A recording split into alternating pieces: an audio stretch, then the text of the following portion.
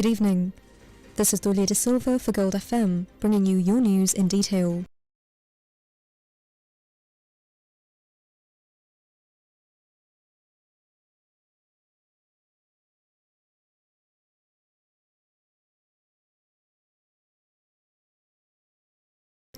Central Bank Governor expects a rating upgrade and dismisses World Bank's growth forecast. Comparison is the thief of joy for Sri Lanka's apparel sector. Can Sri Lanka leverage the mother of all deals? And in news overseas, South Korea sentences former First Lady.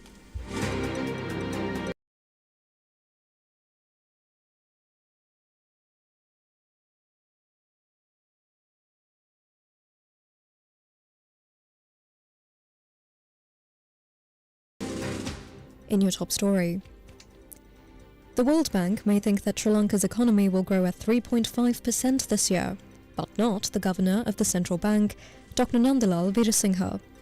He is unwilling to subscribe the global monetary body's forecast and insists that the island's economic growth this year will be between 4 and 5% instead. This was revealed at the media briefing held today on the year's first monetary policy review, where it was also announced that the overnight policy rate will be held at the existing 7.75%. It was also noted that inflation will hit the target level of 5% towards the second quarter of this year. With a team of the IMF being in the country on a fact-finding mission, our staff reporter Sadhoma Jaisekara posed this question in the backdrop of Cyclone Ditwa. On the topic of IMF program, has there been any formal communication regarding renegotiation, and what aspects and targets would need to be revised? Basically what we expect is that the fifth review, which was postponed, that was to be completed in the 15th of December. The cyclone impact, instead IMF gave us RFI, rapid financing instrument, 200 million. Then the EFA facility will continue. To complete the fifth review, they are here these days. Assess impact, and then next step is for them to come and have a what they call a staff review mission. Review mission means they look at the targets and see whether it's appropriate to revise the targets. That discussion will happen during the next mission. Then once that is completed, there will be a staff level agreement to complete that review, and then it will continue. Disbursement will take place after the review. In the meantime, the governor also revealed that he expects an upgrade in the country's sovereign rating in response to a question on the country's dependence on tourism and remittances.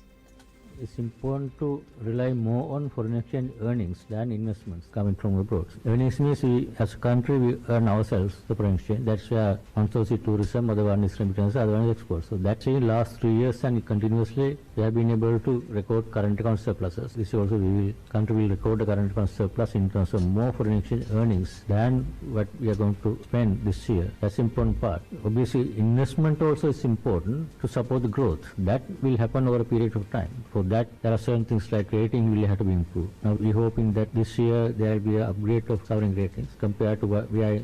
Last year we had an upgrade. This year another upgrade will improve the confidence. That will certainly help improve the trust and confidence of investors. That will support foreign investment especially come in. But domestically we can see credit is expanding. Stock market investment is happening in a big way. They are performing much better, which means there are evidences of domestic investments happening, and there's confidence growing locally. But foreign, we need to have some more kind of a stability, and that's why this continuous steady improvements in overall macro stability is important, and also rating upgrade will be crucial to further enhance the foreign direct investment or any other foreign investment. The governor also revealed that the country saw $2 billion worth of vehicles being imported last year, and he expects that figure to drop to around $1.5 billion in this year.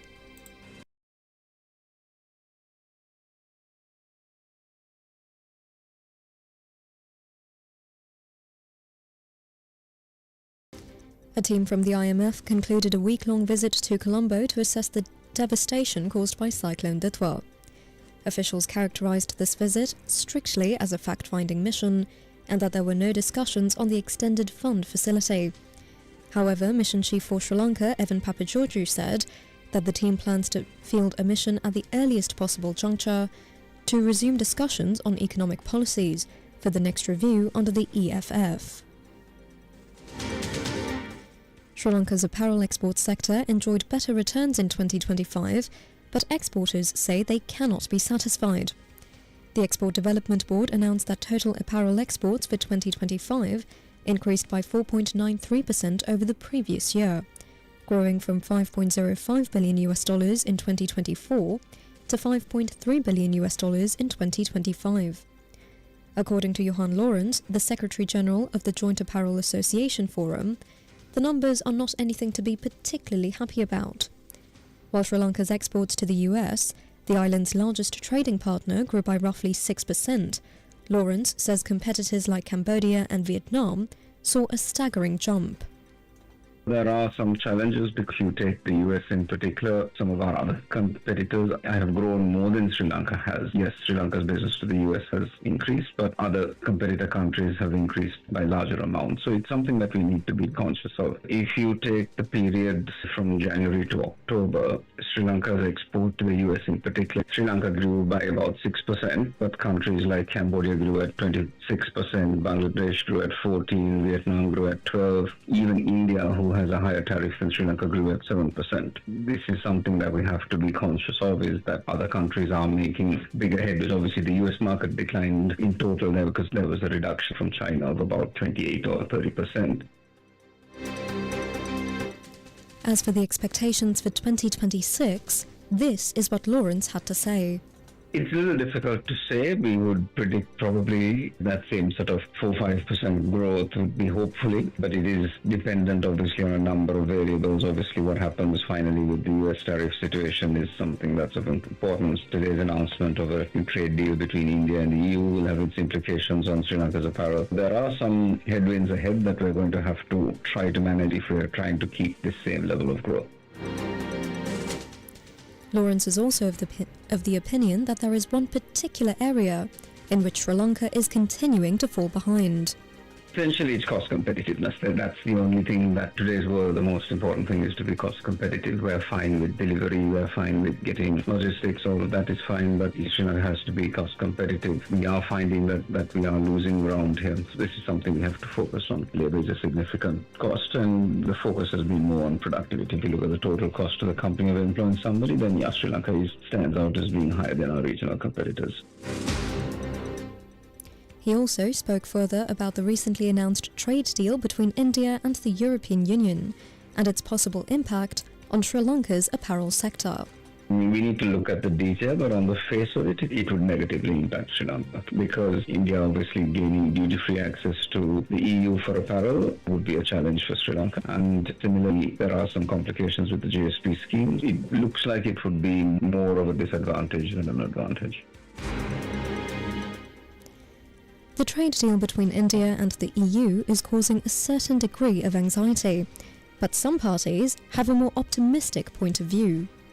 Speaking to us, economist Professor Priyanka Dunasinghe said that while the mother of all deals may seem daunting to our little island, it is also a gateway to new opportunities.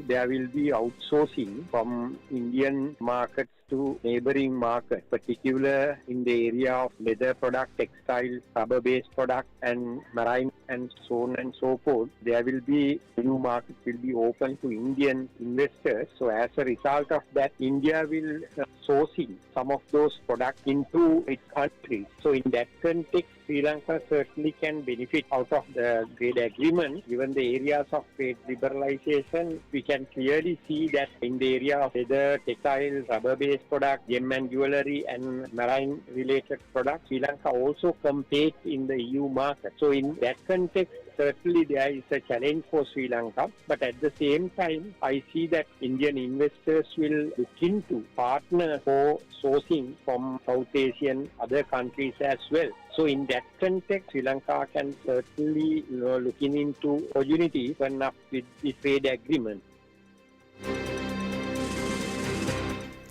However, Sri Lanka cannot afford to be passive about it. If we can get into Indian supply chain as the other countries, Chinese and Japanese, Southeast Asian countries, the same manner Sri Lanka can benefit from such opportunities that are opened up only if we tightly integrate with the Indian economy. Otherwise, India will certainly capitalize all the benefits, internalize all the benefits to Indian investors, Indian businessmen. So we need to understand this, the dynamic, and Sri Lanka must actively engage in promoting much more closer corporate investment and trade cooperations with India. Just sitting in a passive way, I don't think that will certainly give us opportunities sitting in a passive manner. So that is what we need to basically emphasize. Sri Lankan policymakers must act fast. In other local news, the former secretary to the president, Saman Ekanayaka, was remanded until the 11th of February by the Colombo Fort Magistrates Court.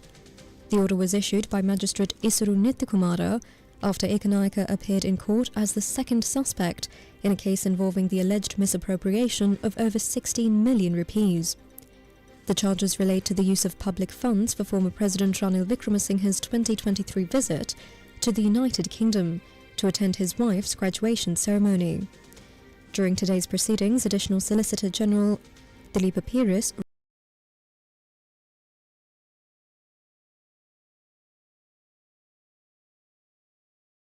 for March. The Supreme Court ordered that notices be served on several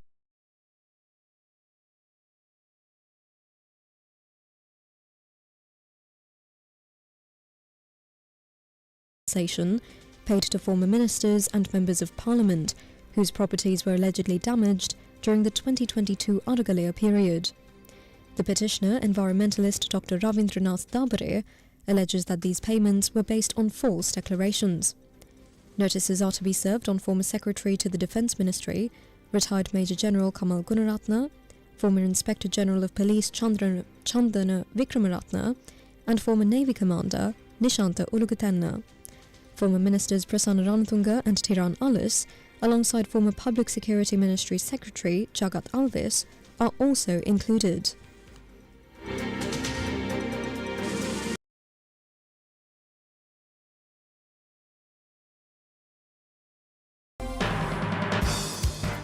Sri Lanka launched its first $8.4 million automated e-gate system at Bandar Naik International Airport to enhance border security and reduce immigration queues. The Trincomalee Magistrates Court ordered the further remand of 4 members of the Buddhist clergy, including Venerable Balangura Kasapatera and 6 others, until the 2nd of February. Protesting school development officers are continuing their death fast for a 3rd consecutive day outside the Presidential Secretariat, demanding permanent status within the teaching service, with several parties visiting the site to check up on those participating in the strike.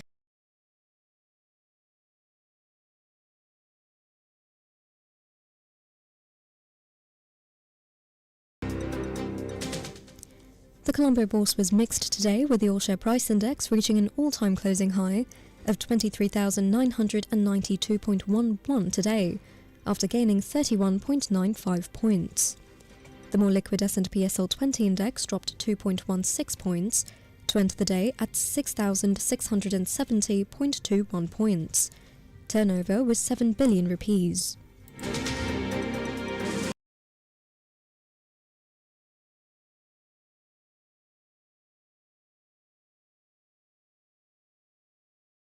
South Korea sentenced former First Lady Kim Kon-hee to 1 year and 8 months in prison today after finding her guilty of accepting bribes from the alleged cult, Unification Church. The judges ruled that the spouse of the ousted leader Yoon Suk-yeol received luxury items in exchange for using her influence to secure political and business favours. While she was convicted of corruption charges, the court acquitted her of separate allegations involving stock price manipulation and the misuse of political funds. The landmark ruling marks the first time a former presidential couple faces simultaneous imprisonment, following her husband's recent conviction and ongoing insurrection trials.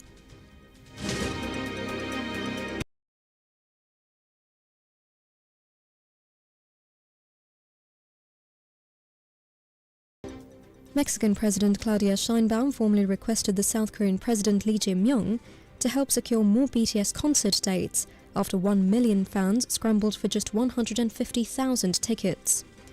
The request follows the group's 3-day sellout concert in Mexico City, part of their upcoming Arirang World Tour, marking their return from mandatory military service.